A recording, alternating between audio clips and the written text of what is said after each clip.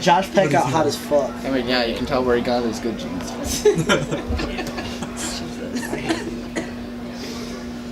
Alright, okay, you guys ready? You're good? Yeah. Alright. I'm just gonna introduce myself into the camera and then say who you guys are and then we'll get started. Sounds good. Alright.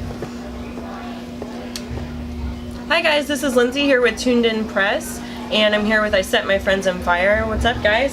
So what have you guys been up to? What have you been working on? Smoking a fuck ton of weed. Yeah, a lot. Actually, this is probably the most weed we smoked for a tour. Yeah. I actually don't smoke, but... Yeah, we have to make up for Nate's non-smoking. Yeah. I don't drink anymore. Oh wait, is this supposed to be PG, by the way? You're fine. Whatever comes out of your mouth is fine. Okay. From the bottom of our hearts, Yeah, we smoke a lot of weed. So seeing You Can't Spell Slaughter Without Laughter is kind of a huge nostalgia for a lot of fans. What made you guys decide to do this 10-year tour? Because we don't want to work. You don't want to work? This is work though, technically. We don't want to work real jobs.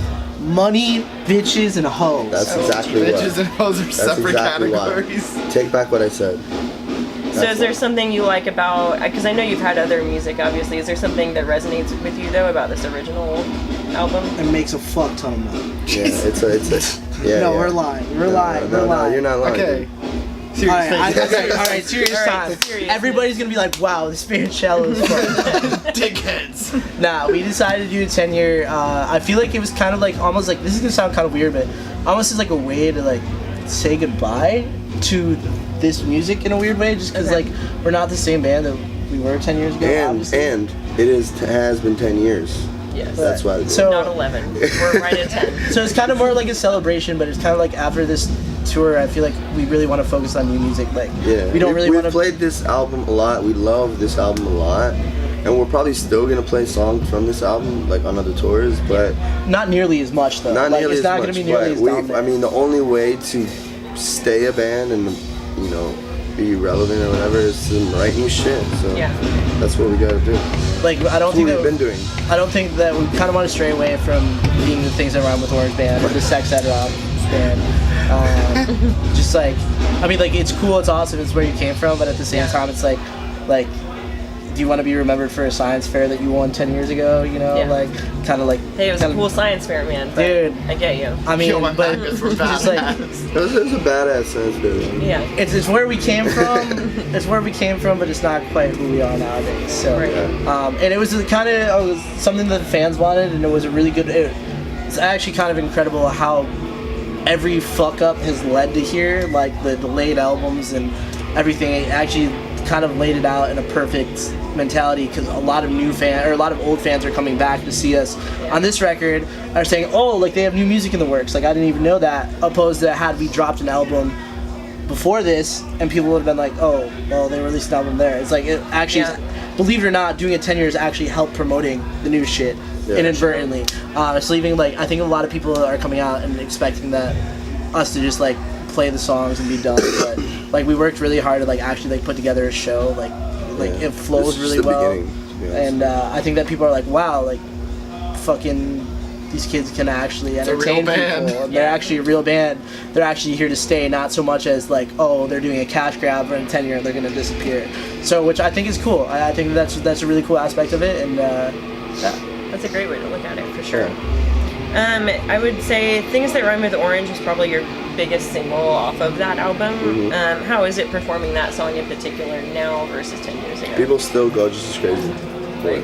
Insane, I'm sure. Yeah, they still go just as crazy. I don't know what it is. I don't know if it's the intro. I don't know if it's the beginning lyrics. I don't know what the hell it is. But those kids, like, they just like, when they hear it, they all look at each other and type shit. I think that it's like, oh crap. It's like, it's happening. Like coming from people who weren't in the band when it came out, I feel like it's almost just like there's just so much that song brings back to people. It was a stamp in history. Not only that, it's not like, and this isn't like a call out towards other bands, but like you look at like bands of that era, like Asking Alexandria, like their nostalgic shit is like fuck you bitch, or you 10-inch, or those stupid gang chants that really have no meaning, opposed to like like Things That Rhyme with Orange was actually one of the most meaningful songs that you wrote at that time. So I think like it has a relation to everybody. It's like there's so many people that come up to him and say. A lot of people were in high school. I was in high school when I wrote that song. And it's about high school. And it's about high school. You know, so it's like there's no way you can not think about your childhood when you hear that. So. It's just kind of like letting loose, but it's like almost like the way that it feels in a way is like. It's a group of people it's a group of misfits that became normal. Yeah. Revisiting their misfit life. Yeah. Like, which is kind of crazy, but it's like something that I realized, like people come out with like wearing like shirts and ties from their job. People come out like wearing Abercrombie and Fitch stuff that like you would never expect these kids to have once been seen kids. Yeah. But they still lose their shit during that song, which I think is really cool. Like I think that's a really cool aspect of it, and it's kind of like a chance to say, hey, this is who I was. That's not who I am anymore. But let's go back for one night and fucking be that way. And it's like Things That Rhyme with Orange definitely brings that out. It's like 4 minutes where you get to be a kid again. So that resonates with me for sure because I feel like even I've had friends recently that. They're like, oh, you guys, you still listen to that? Like, I feel like I've grown past that. I'm like, how do you grow out of it's music. A song that you listened to for so long? Like you can grow out of music, but like you should always have like a certain respect. Like one of my favorite bands. Like when an old song comes on that you listen to, you're like, hey, I know that song. We've been listening like Connor and I have been listening to The Main recently. Like that first we album. listen to the oldest shit possible, and like if you look at like older generations, they're still listening to the old shit they used to listen to too. So it's like my mom still listens to the Bee Gees religiously, or the B-52s. It's just different genre. That's all it is. Right. It's just different. Yeah, it's but it's cool. It's definitely like, and like I don't think a lot of the people that come out and sing still really like listen to that album on the daily. Yeah. But it's like sometimes it's like for example, the one album I've really been listening to a lot was Can't Stop Won't Stop This Tour.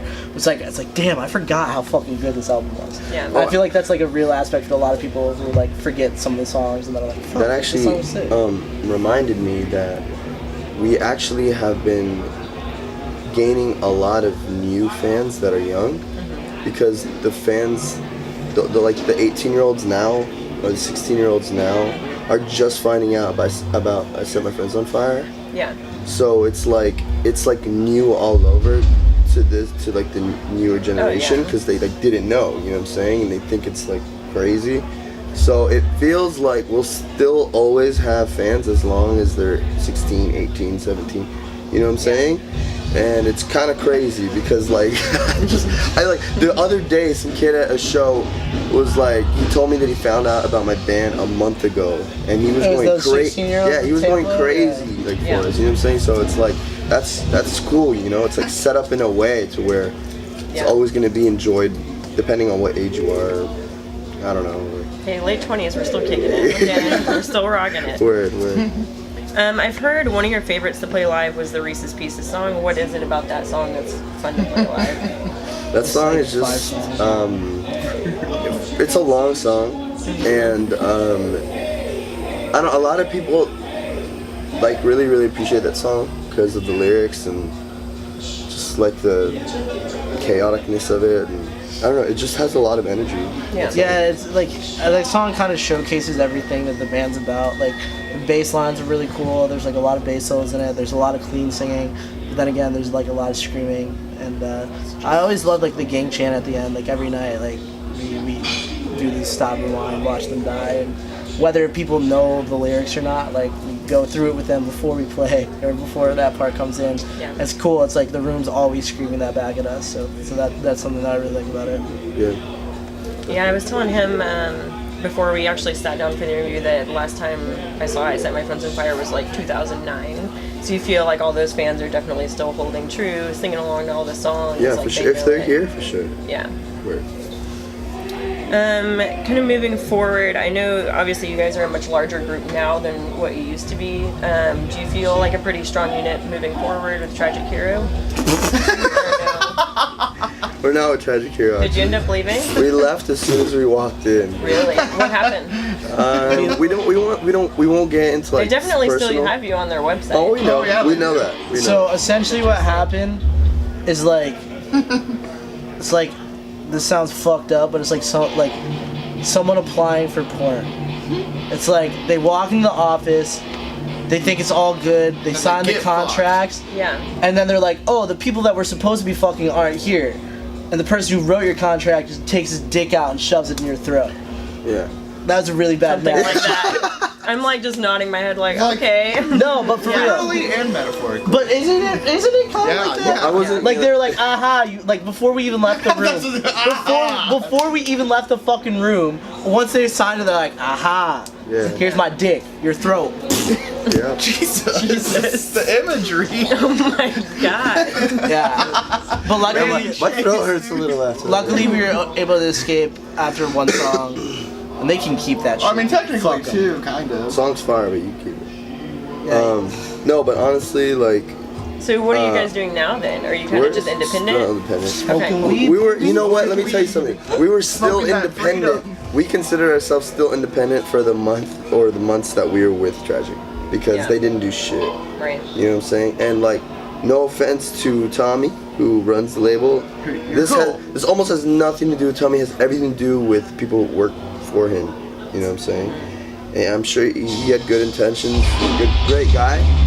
But we realized super fast that the labels nowadays, we were silly. We made a silly mistake. That's basically it. On the real though, I do want to straighten out, like, we actually do have hella love for Tommy. Yeah. Tommy wasn't involved in any of the bullshit that happened.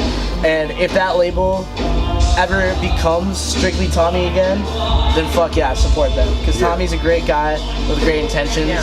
There's just a lot of bullshit going on with that label that's out of his control. Yeah. We love you, Tommy. Love Tommy. All right, Tommy. Well, it's definitely good to know that aspect. Yeah, because I was looking on their site and I'm like, they're definitely still on there, but I don't see anything anywhere else about it. It's like a really like weird situation. It's like Hasn't really been announced. we don't Yeah.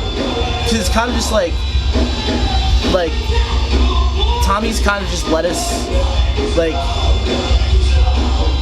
I guess the best way to put it is like they fucked up, and although they could technically try to make us stay, that fuck up that was out of Tommy's control was kind of enough for Tommy to be like, all right, Like, go do your thing, go do your yeah. thing. So like I said, once again, we have nothing but love for Tommy. It's just like there's a lot of bullshit like that like was just out of his control, and it was like even just with that, it was just a bad mix just all together. Like it just wasn't meant to happen with the scenario that we were dealing with. And, so it was kind of just like hey, it's like when you meet up in a parking lot and you square up with a friend. We're cool. Or like, you know, someone that's been like talking shit, and then you're like, all right, we're cool. We're never gonna talk about this again. It's kind of how it.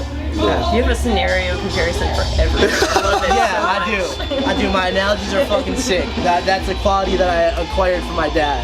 Thank you, Dan. So I guess with the beef with them, then does that have anything to do, I guess, with the full release for Caterpillar Sex last summer? Yeah, technically. Yeah. Okay. Dude, it's got a lot to do with like different shit. Like, dude, I'll go. You wanna go AWOL? You wanna go all out? You wanna go all Putting out? a release date on something that wasn't even done was really stupid on that. And okay, so pretty much what happened is that their fucking tour that they Let's go promised. rogue. Okay, we're gonna go rogue. We're going rogue. All right. So we're going rogue. We going rogue. rogue. Let's go rogue. We going rogue. All right. So they were like, "Yo, we're gonna have the Tragic Hero Records tour, and we want you guys to headline." This is Tommy's idea, and we were like, "Okay, cool." So we were supposed to headline over the Dead Rabbits originally, like original idea. Then Dead Rabbits had a new CD, and their agent wanted to book it, and their management wanted to book it. So we didn't really have anything to lose on letting them headline, and honestly, they probably should have headlined. Well, Yeah, they should have headlined. Regardless, we have hella love for those dudes. Like, We for do. real. No, it's like nothing against I that. love Craig, I love TJ, I love everybody in that band. Everybody in that band is cool, and this has nothing to do with them at all. It was just, I think one of the things is that they have an album out and we didn't. That was the breaking point on why they should have headlined over us. But pretty much, Tragic said that they were gonna put all this money into the promotion of this tour, and they didn't really put any money into this. Actually, there was a separate label that had something to do with it too. Yeah. They were supposed to promote it and they didn't do shit. So anyway, the tickets were just not selling for this tour at all. Like, at all. Like, there's, like, no locals on any of these dates. Like, Dead Rabbit's agent quit being an agent in the middle of this. So, like, he wasn't really, like, there to follow up. He's a great guy, too. Like, we love that guy, but he quit being an agent in the middle of it. Like, he literally was like, fuck this, I don't want to do this anymore, and just quit. So, so pretty much we got these dates, and we got these pre-sales, and these pre-sales the numbers were horrible. And I feel like Tragic's idea was, fuck, this tour is gonna tank. How can we save this tour? And their saving that tour was by forcing us to put a release date on this album. Isn't Fox gonna have a new album too? Yeah. But there's so many things why that's fucked up. Because had we had a new album, it should have been a collab on it for sure. And like, not even to like go into it, but like the money split on that tour was fucking ridiculous. Like, we were promised a certain number on that tour, and like 3 months later, they came back and told us that they could do less than half of what we were promised. But the thing that was fucked is because we were promised that, we we couldn't get on another tour that summer. We were stuck. So it was either we took that offer or we didn't go out at all. Yeah. And we had already confirmed the Arsonists Get All the Girls tour, so we would have had to drive from New York to California without a show. So like that's not plausible, and that tour ended in like Colorado too. So we pretty much were forced into doing that, and I feel like their team kind of knew that, and we were kind of just like wrecking balls for them. The biggest fuck up basically was them putting a release date on an album that wasn't finished. Right. You don't do that. You know what I'm saying? They didn't even hear any. They heard like 2 songs. No, they heard just like the beat. Yeah, they just only heard beat. Like, dude, like we literally could have gone into that room and showed them literally like 20 minutes of just shit noises. And they would have been like, sick, this is the single. Legit. Like, these songs weren't finished when they got them, and they're like, they literally picked the single after like 1 listen. Yeah. They're like, that's gonna be the single. Like, and we're just kind of like, okay. Matt wasn't even at the meeting. Matt was at the fucking airport when this happened. Like, yeah, it was pretty fucked up. We were kind of just like, okay, they bought us pizza. But I'm glad, you know what? Listen, you always take something out of negative shit. So we learned a valuable lesson. We're just gonna not fuck with labels unless they want to give us like $1 million. And pizza. Nah, like, well, they gave us pizza. They gave us pizza. Right, they didn't give us money. This is my last analogy. God, here we go. Right. Yo, you guys ever seen that soccer movie Kicking and Screaming with Will Ferrell? Really? Have any of you seen it? You've seen it. Yo, you've seen it? Kicking and Screaming? Really? I know of it. Yeah. Okay, so all right. So Will Ferrell's this soccer coach that goes crazy and becomes addicted to coffee and like is super mean to these kids and is the worst coach ever. So at the end of like his coaching thing, he's like, "I'm sorry, I was a terrible coach. I fucked up." And his son raises his hand and is like, "No, Dad, you didn't fuck up." And everybody's like, "Yo, what the fuck?" And he's like, "You taught us exactly not how to play soccer." Oof. Tragic Hero taught us exactly what not to look for in a label, exactly what not to be in a band. Which, okay, brutal, is that analogy good? No, that was a good. Yeah, okay, that was great. I don't know how you thought of that. I don't know why you thought. No, but it's for real. So like that's the positive of it.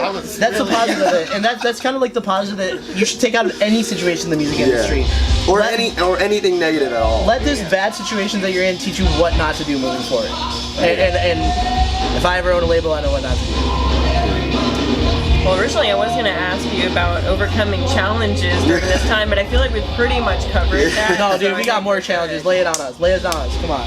Well, I mean, nothing specific. I feel like we answered it. You answered it. Like, wait, what other challenges? Oh, we had a really shitty booking agent for like 3 years. That sucked. It's way more important to have a better booking agent than it is to have a good label. So. Yo, shout out to JW. JW for life. JW saved this band. But yeah, I mean, we dealt with a bunch of different shit. Like, we dealt with really shitty members. Well, one really shitty member specifically. He doesn't. Like, and not only that, we went through a lot of like member changes. Giving him too much attention. we went through a lot of like member changes, but it wasn't like a bad thing. It was just like finding what worked. Like, this isn't for everybody. Like, I mean, the thing is like, we got to do some really cool shit, but then again, we got to do some really boring shit, and it was kind of like you had to like. A lot of people weren't okay with doing the boring shit. They only wanted to do the cool shit. You have to go through the boring shit before you get to the. You can't just get to the fucking crazy shit. You have to eat shit with the fam in order to eat like kings with the fam. You know what I'm saying? Oh my god. But it's true. It's true. Like nobody wanted to eat shit with us. Yeah, nobody wanted to eat shit. Yeah. But now we're here and we're doing good. We're doing good. Everybody here is dope. Kind of touching on old members, I know a long time ago, obviously everyone knows Nabil left. Are you still in touch with him at all? No. Not at all? I think I talked to him. So does he even know about the 10-year? I'm sure, for sure. Nabil's the kind of guy where he knows everything. He just knows. You know, but look, here's the thing. The reason Nabil and I don't talk, it has nothing to do with Nabil being a bad guy or anything like that. It's because our friendship, it just got strange after the band broke up, and it turned into me only hitting him up, and him never hitting me up. Yeah. So it kind of got kind of sad. Like, dude, I'm hitting you up all the time. It's not a friendship if that's the only way it's gonna be. Like, I'd like for you to say what's up to me and say how are you, how's it going? Like, just because the band broke up no, we didn't break up, but just because you left doesn't mean you have to stop being like a homie, you know what I'm saying? Because you went to high school together, right? No, I didn't go to high school with him, but in high school. Okay. And his high school wasn't far away from mine, you know what I'm saying? So yeah. But I still have mad love for Nabil. Nabil's a dope ass kid.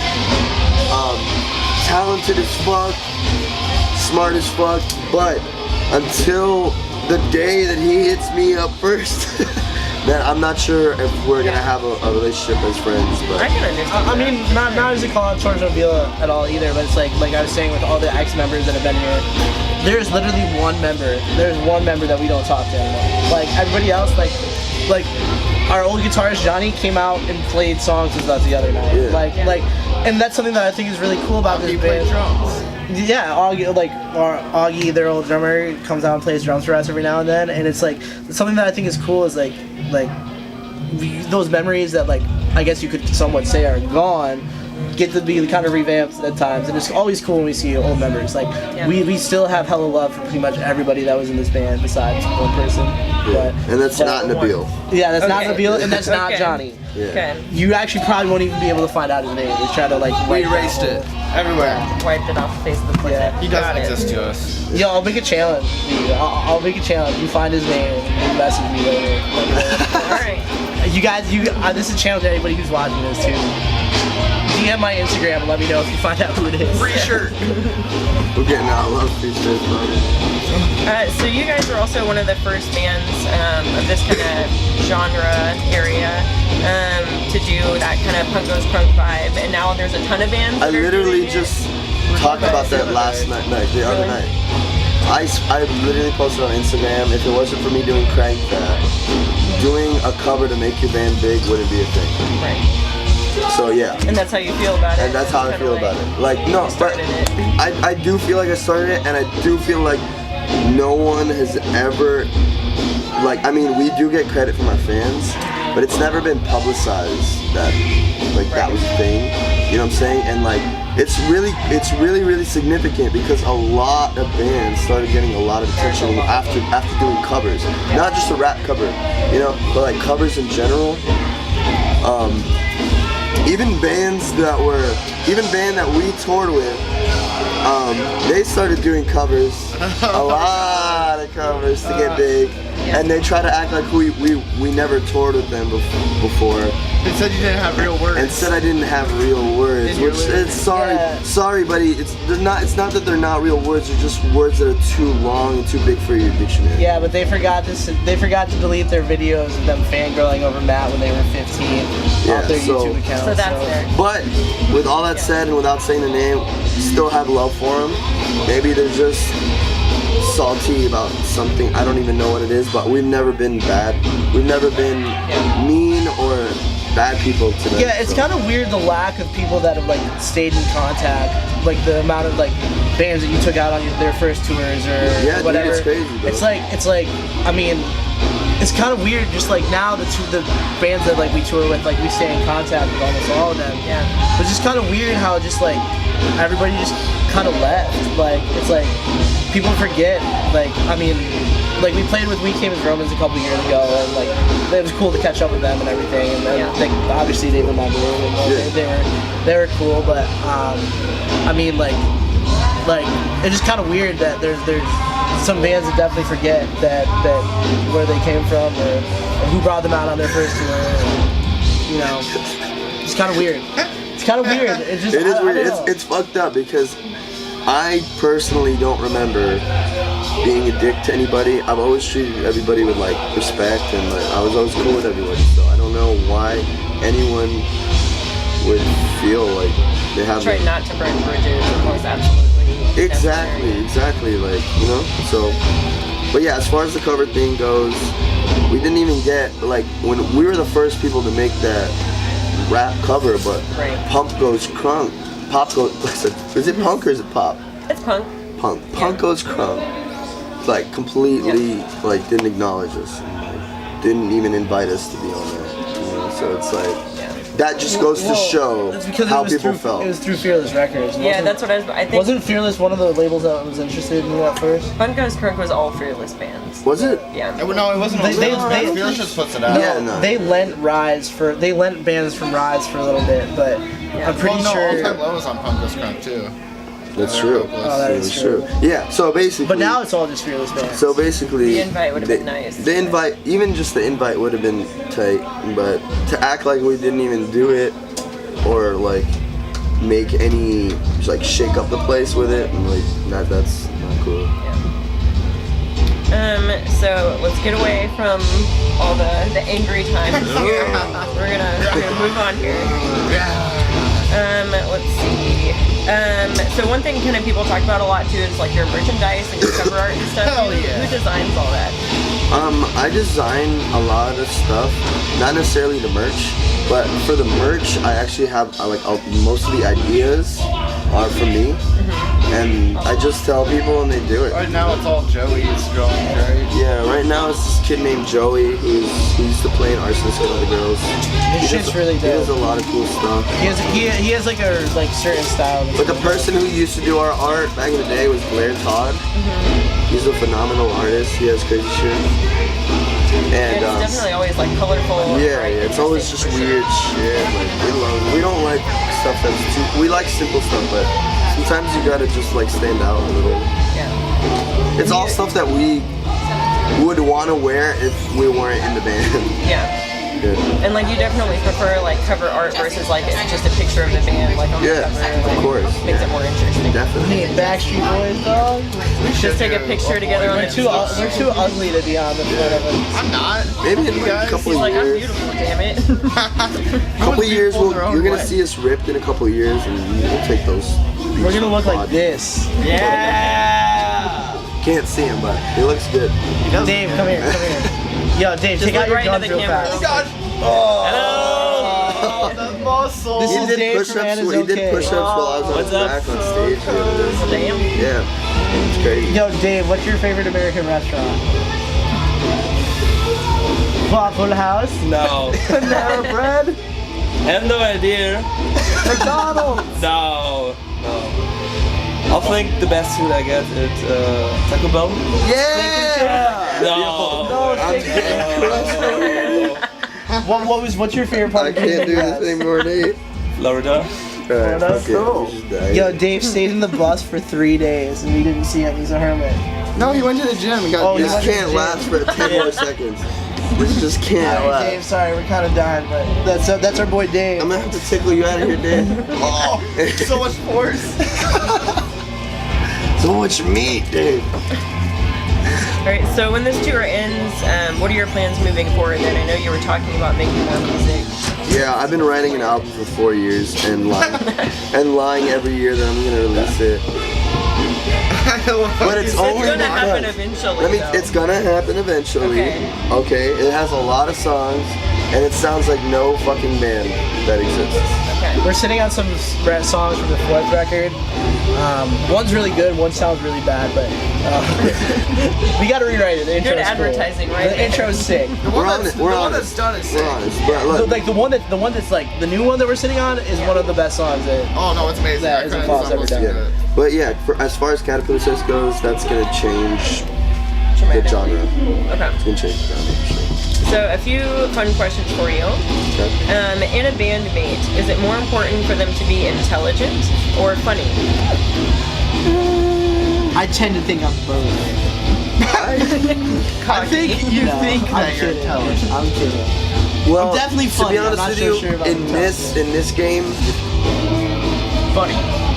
probably funny because like, because the thing is, it's like if you're serious all the time during this shit, and usually intelligent people are super serious, not all the time, but usually like if you're too serious, it's just not gonna work out because like this is like supposed to be fun. You know what I'm saying? Even though it is a job, like you said, it's still supposed to be something fun. You know? We definitely do things different than most bands. Yeah. Like we're really laid back and don't really care.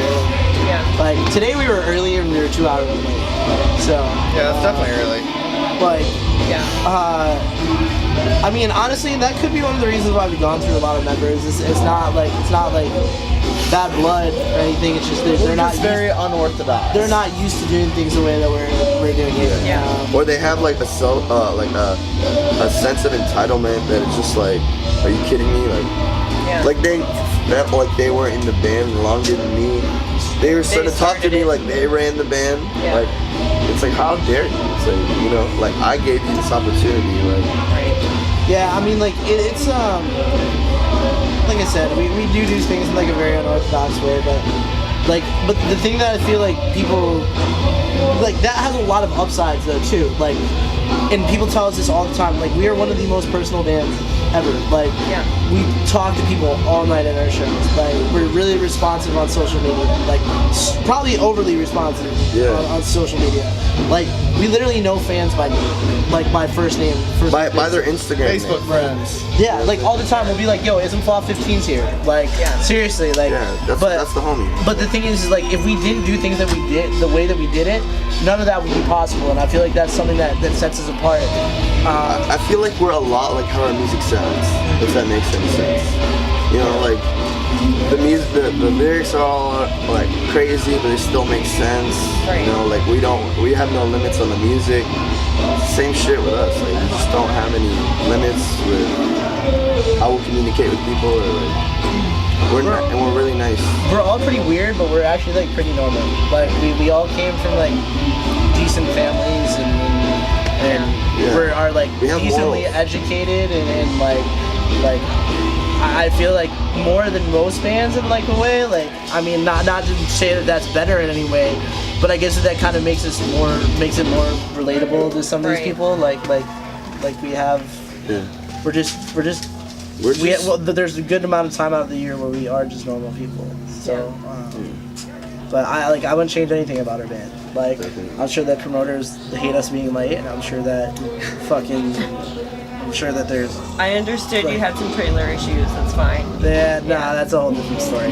Second fix, extra $100 out the window. Sorry. But I feel like it's like with the members that have come and gone, like I feel like they leave because they just view the bad, but then they forget about things that they wouldn't be able to do. Like, dude, like go out and drink all you want. You don't care if you play this set. You don't care. Like I mean, just. Stuff like we're very nonchalant about everything, but I feel that people kind of view that as a bad thing, but it definitely has two sides for sure. Alright, so the creature from the intro to the Slaughter album actually comes and talks to you. Do you actually go to the home planet, or do you I've been there a few times. Yeah? I've been there a couple times, yeah. Out of this galaxy though? Yeah, they the only thing they listen to there is that album. They don't have any other music. You're like the number one on all the Billboard charts. I'm the number one person there. It's been like that since the beginning of the album. You know. They don't talk crap there. They don't talk shit there at all. At at all. So that's why we like going there. You know what I'm saying? Anything you guys have to say to fans? We hate you. Oh my god. We know your shit's dope. Fuck you. This is how you treat all your fans. Yo, so are you addicted to all your fans or just we're me? nice guys. We love you guys so Stay much. hydrated. Stay hydrated. Stay seriously. healthy. Stay healthy. Stay in contact with your friends. Eat watermelon. Eat avocados. Eat mixed nuts. Drink water. What else? Stay in contact with your friends. Eat organic meat. Stay hydrated. What else? Stay hydrated. Go on bike rides. Be original. Go on bike rides. Roller skate. Pokemon Go. Visit other planets. Go for a run. It's healthy for you. Or jump rope if you don't want to run. Talk to your friends. Don't bottle up your emotions. Yeah. If you're a fucking bully, just quit it right now. NASCAR is the greatest And sport. if you're mean, quit that right now. And if you see someone sad, go make them feel better right now. Try to become a NASCAR driver. Yeah, you make a shit ton of money. Don't be a musician. It sucks. No. No, it's fun sometimes. Wait, you had something good. What did you say? He also mentioned NASCAR. I said NASCAR's the greatest sport. NASCAR's the greatest sport ever. Alex Bowman, #1. Stay in contact with your friends. That's really all I'm concerned about.